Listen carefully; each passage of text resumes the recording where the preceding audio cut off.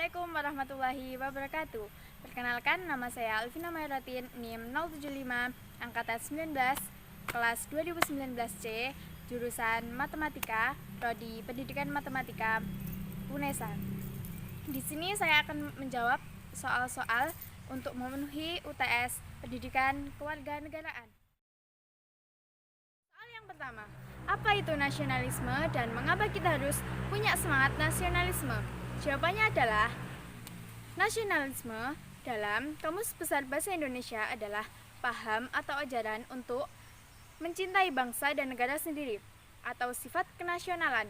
Ada banyak pengertian tentang nasionalisme, tetapi intinya sama saja, yaitu nasionalisme adalah suatu sikap politik dari masyarakat suatu bangsa yang mempunyai kesamaan kebudayaan dan wilayah, serta cita-cita dan tujuan. Dengan demikian, masyarakat merasakan adanya kesetiaan yang mendalam terhadap bangsa itu sendiri. Mengapa kita harus mempunyai semangat nasionalisme? Karena dengan semangat nasionalisme yang tinggi, maka persatuan dan kesatuan sebuah negara semakin kuat, solidaritas sosial yang tinggi, dan bisa mewujudkan kehidupan berbangsa dan bernegara yang baik. Soal yang kedua, jelaskan perbedaan bangsa dan negara.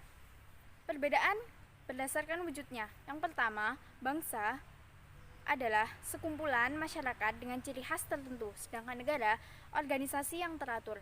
Yang kedua, perbedaan legitimasi. Bangsa tidak memiliki legitimasi dalam mengatur anggotanya, sedangkan negara memiliki legitimasi dalam mengatur keanggotaannya.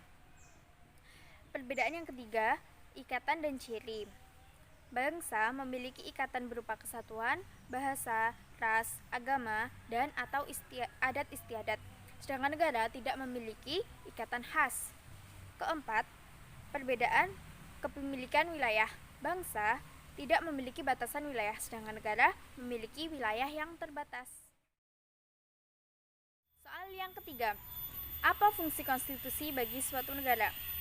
Fungsi konstitusi bagi suatu negara yang pertama, membatasi kekuasaan pemerintah agar tidak terjadinya kesewenang-wenangan yang dilakukan oleh pemerintah agar hak-hak bagi warga negara terlindungi dan tersalurkan. Yang kedua, piagam kelahiran suatu negara. Yang ketiga, sumber hukum tertinggi. Yang keempat, identitas nasional dan lembaga.